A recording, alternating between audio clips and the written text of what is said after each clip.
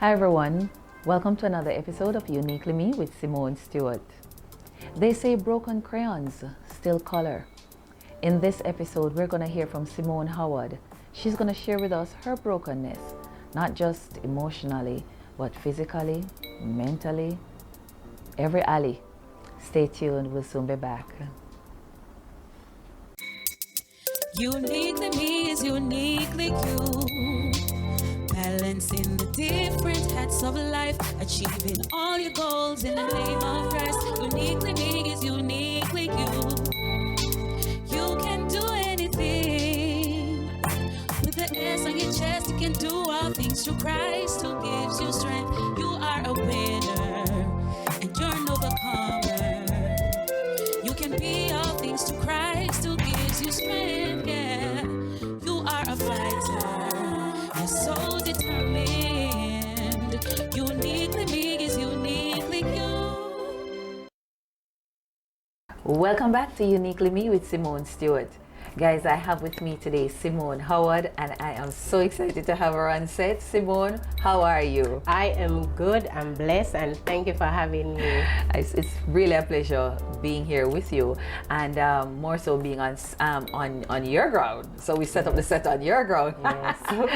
But Simone, I want you to tell us a little about you. You know, who is Simone? I know persons watching know you, but who is Simone? What do they not know about you? Lord gee, then, well, some persons may know, but a lot of persons don't know that Simone has a little crazy fun side, because everybody just has me as stash boss lady way, you know, I'm serious and me just business oriented, but I'm actually fun to guys. I'm fun. I see you trying to convince them. Where are you from? Kingston? Yes, I'm from Kingston. Oh, right under the clock. Yes, city girl. Oh, I see. I'm from Montego Bay. Persons like to say it's country. It is not country. It is Montego Bay. I agree. So, question. So when you say you're coming to town, you call us country or you just say town? No, I say I'm coming to town. Oh, you say you're coming to town? And at the time it was like a pleasure coming to Kingston. Yes. And so because I don't know, it's like there's this thing about like Kingston was the foreign then. I don't want nobody to say Kingston are foreign, you know, like what them say Ochi are foreign, you know what I mean? Yes. But just to get back to so you're from Kingston, Simone, Yes. and growing up, what did you want to become when you were growing up? Funny enough, I actually wanted to be a singer. Oh wow, go Yes, girl! I actually wanted to be a singer, and when I attended high school, I was on the choir, and you know, I did all of this singing and had the bass in the voice. Hey, and ooh. yes. Maybe we might have to sing something when we're done.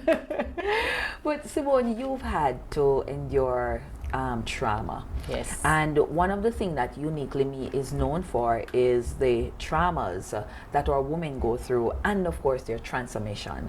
But we want to talk about the traumas because what it does is that it set the base, allow others to be able to identify, and then we show them how transformation takes place. Yes. But for you, you had a major trauma. Yes, and I think that's what your friend Nikki wanted more than anything else to share. And so I just want to pause right here to just Yes. big up Nikki. Nikki reached out to me and she said, listen, you need to hear my sister, you need to hear her Yes, big story. So Nikki, I know you're watching, and so let me just tell you, big up, you are really a great friend. Listen, it's wonderful when your friends understand your journey. Yes. And your purpose, and decide that they're going to become the vehicle, or one of the vehicles to get your story out. Yes. So Nikki, just a special moment, special mention for you. But tell us about your trauma. Tell us about that fateful, well, I don't want to say fateful because you are still alive, praise God. Amen. But tell us about that day. Yes. What happened, what time, what time of night was it, what happened? Yes.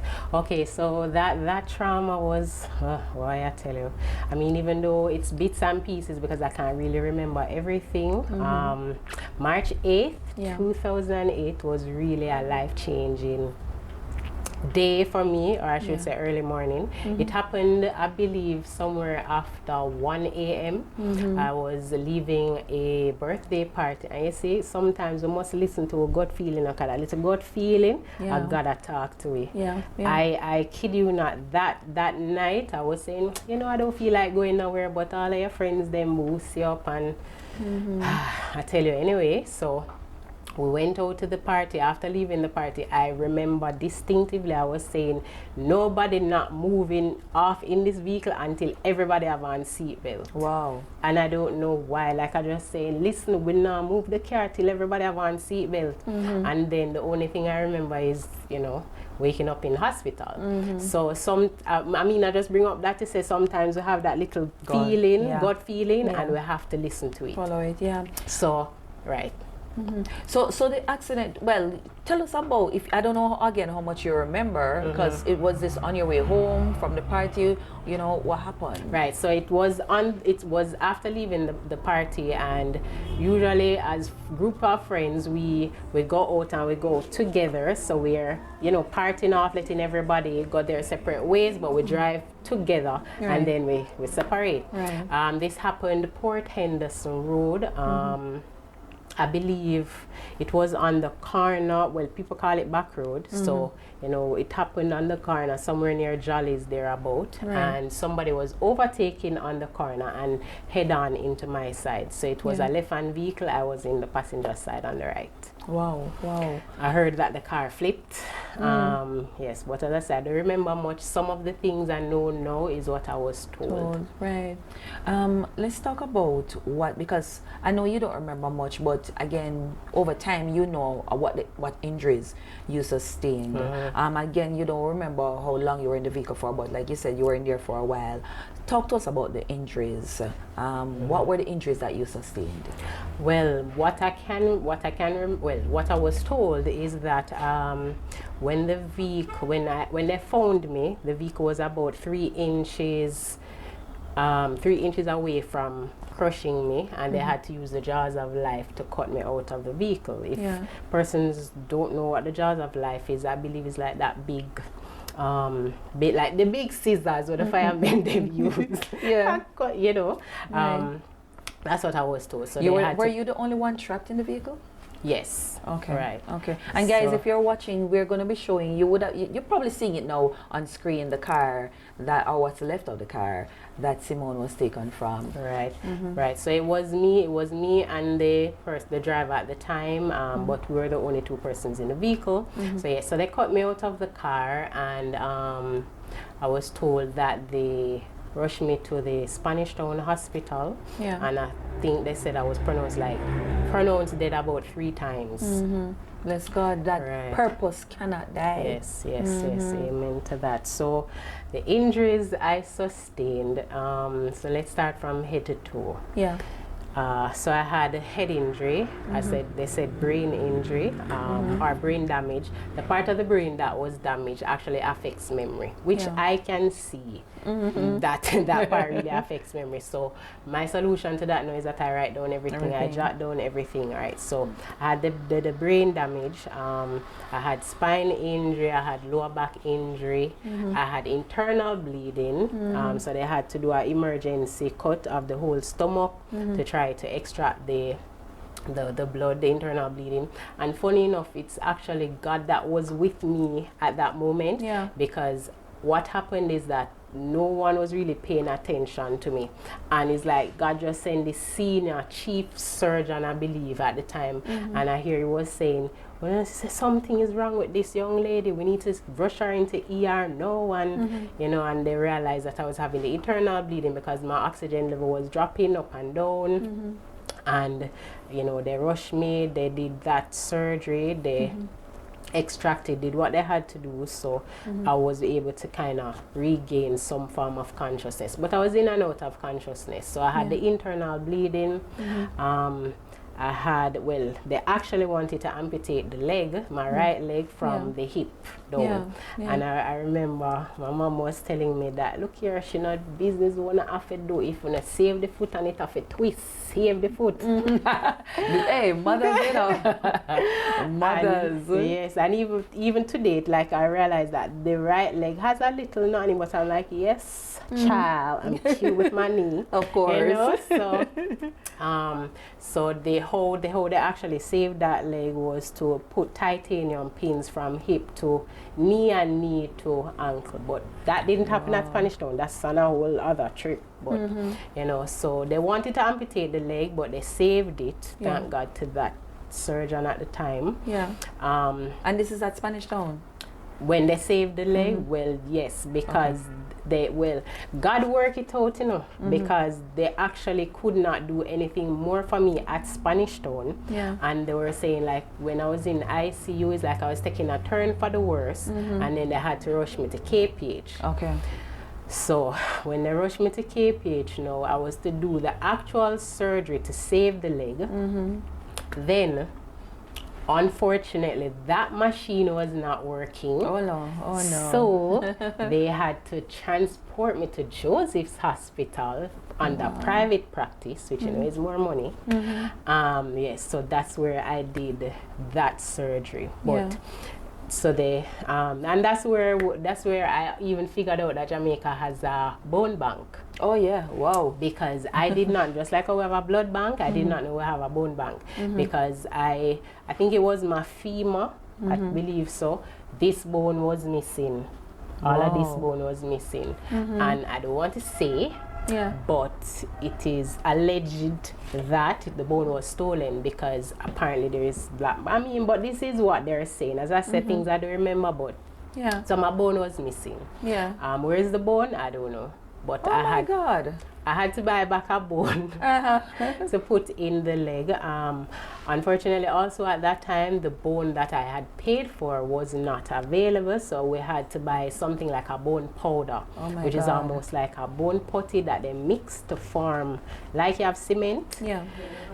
So yes, so lost the bone. The whole right leg was actually shattered, so they wanted to amputate, but thank God it was saved. I had brachial plexus damage, which is actually nerve damage, so it's like damage from the neck area of the spine, so it affected my whole left side, so I was paralyzed on the left side. My face was twisted, I couldn't smile, so when I smile, like my smile would be twisted. So I had so much things happening to me, and even one of my injuries, which to date really affects me, that I discovered on my own. I remember when I was at the Joseph's Hospital and a nurse was passing. I think she was trying to give me some, I think it was lunch or something, and she passed me, and just the tail of her jacket brushed against my toes, and I was in excruciating pain, and I started to cry out, and she said, "What happened to you? What happened to you, Miss Simone?" I said, "I don't know." And I started crying. I said, "No, something wrong with my toes, something wrong with my foot." We said it was nerves, and then they said, "No man, something is wrong then if it's that painful." And then she barely touched it again, and I had to hold up because it was really painful. So they rushed me in to do an x-ray. When they did the x-ray, they realized that all of the toes on the right leg was broken. Oh my God. So not just the leg itself was shattered, but the toes. So they had to now do a surgery on the toes, and it's not just the toes, it's the toe joint under the foot bottom itself. So that's even worse, because how am I gonna walk? You know, so it's right under the foot bottom. So even to date, I have like a protruding bone under the foot bottom. So some things I can't wear. My new lifestyle is sneakers and Crocs because, you know, they're more comfortable. It is. So I mean, I had so many things happening to me. Some things I can't even remember, and then the overtime healing, the pain, when the time get cold, the legs seize up. So it was a lot, but you know. The seizing, is it from the metal that is in the leg? Because I know, well, from hearing, because you're the first person I'm really getting a chance to really talk to about having had, you know, metal in the body. Is it the metal that is responding to the cold? Yes. Oh, but what happened? How you manage when you go? You travel, right? Yes. How do you manage when you have to go through? That is, you know, that too is a whole little drama. Every time I go through the metal detectors, I go off. So actually, when it initially happened because I actually went overseas for treatment as well and consultation, and I had to get referrals and letters from my doctors to show immigrations that I have this metal in me, so they don't think it's anything else. Yes. So, you know, I go through it with immigrations. On the flip side though, sometimes I kind of look at it on a more positive note, because sometimes I would say, all right, I'm feeling a little weak this trip, so I'm gonna order a wheelchair, and I get in the plane first and I get out in comfort. I go right up to immigrations before everybody, so you know. Well, use it to your advantage, why not? So recovery, Simone, because listening to you, that was a mouthful a while ago, and it sounds to me, I mean, I'm literally titling this broken crayons, because from all indication, from head to toe, there was something broken, whether it was a nerve, a bone, you know, something you've had to go through. But the recovery process, how did you recover? Who helped you to recover? You know, what did you do to recover? The recovery process, I would say, that is even harder than the actual accident. Why I say that? Because anything mental, it bothers you. It really takes a toll on you. So while you have a broken limb, that can heal after a couple of weeks, but when you are broken mentally, it takes a toll.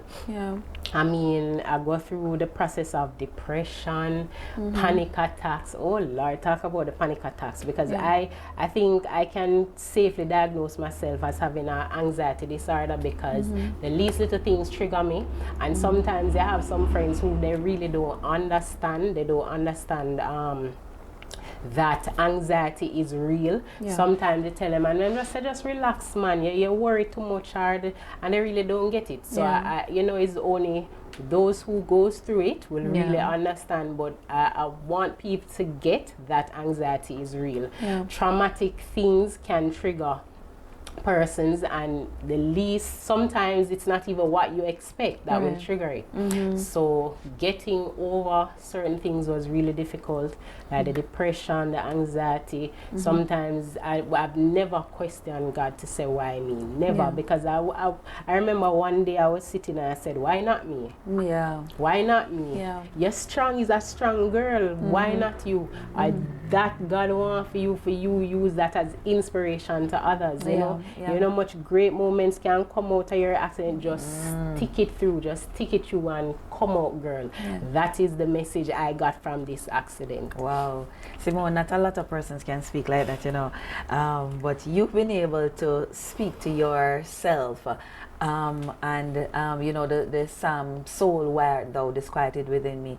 But I went on your page and I realized that for a while you couldn't walk, and you did speak about, you know, so one side mash up, and one side, and don't feel any way when I say one side mash up, and one side the nerve is dead. You know, how you manage? What did you do in that time to recover? You know? So I had to do a lot of therapy.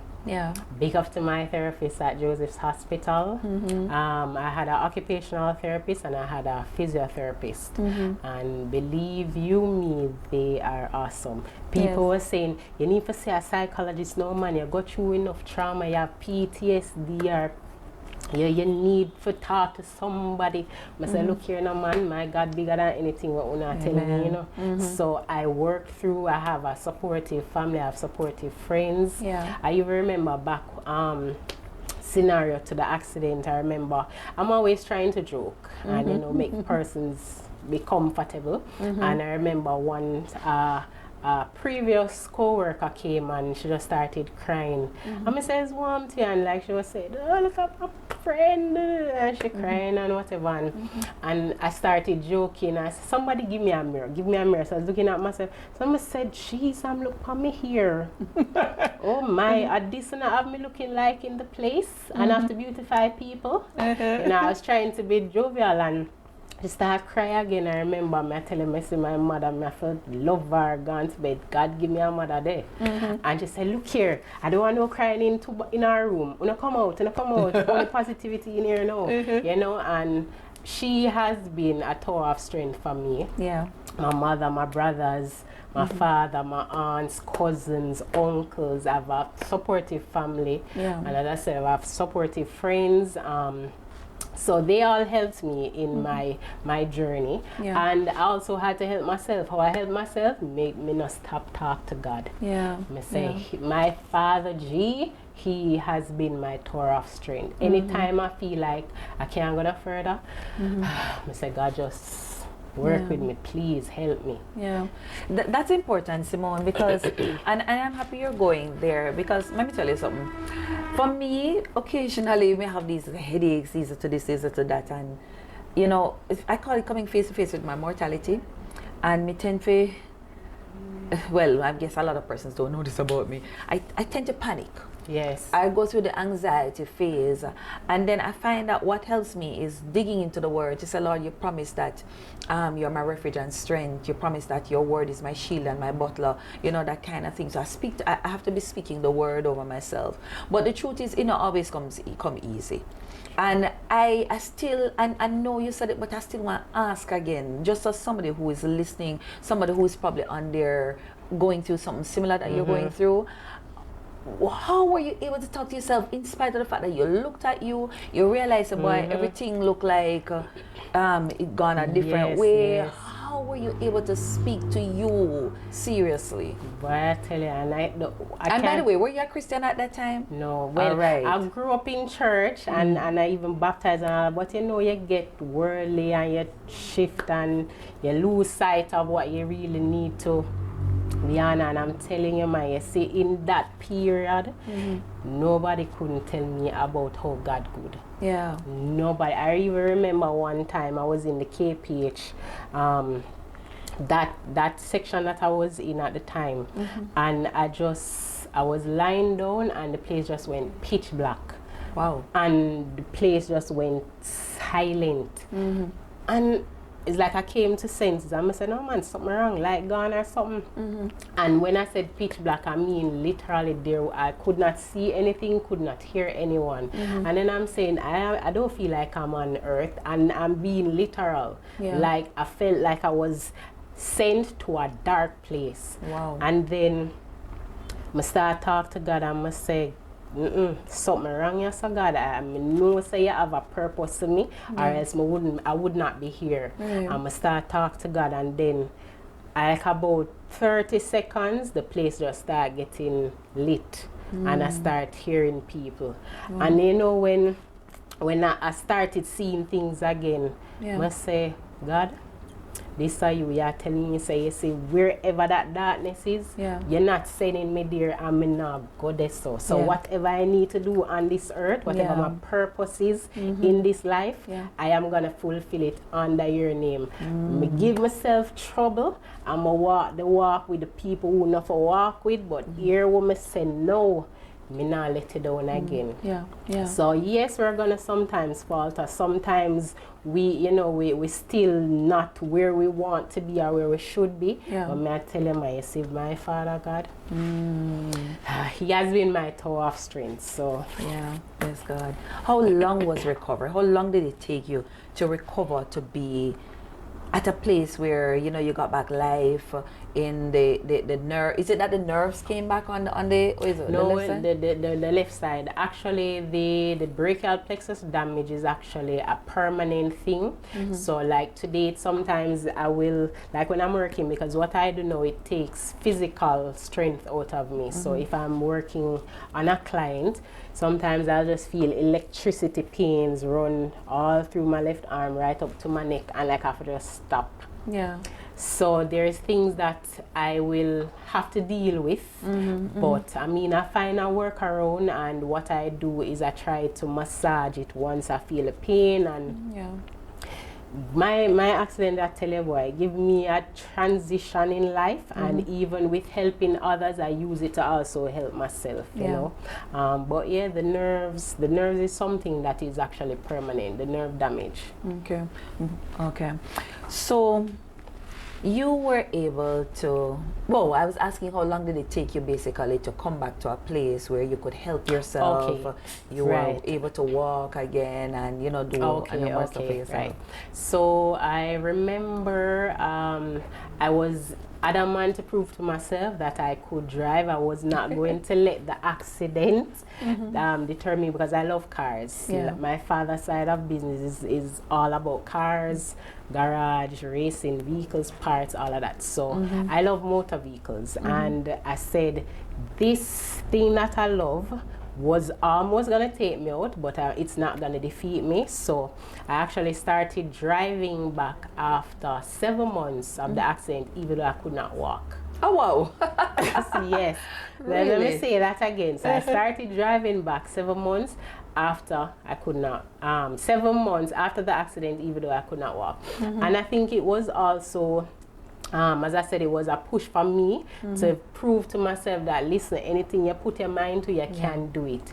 And it was a really emotional time too, because my friend who lives overseas, she was actually sick, and she came down when she heard that, you know, I was in the whole accident, and I wanted to prove to her as well that I could do it, to make her proud. And then she passed. Oh, wow. So, you know, it was an emotional year for me. And even going back to that, I'm like, how you doing this? Your best friend passed, you got through accident, you have this, you have that. And you know what I say? God.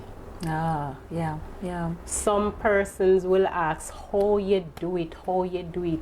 It's not me, it's God. Well, we are going to take a break right there, and because we have to do a part 2. Yes. Right? And so, guys, I'd love to hear from you, you know.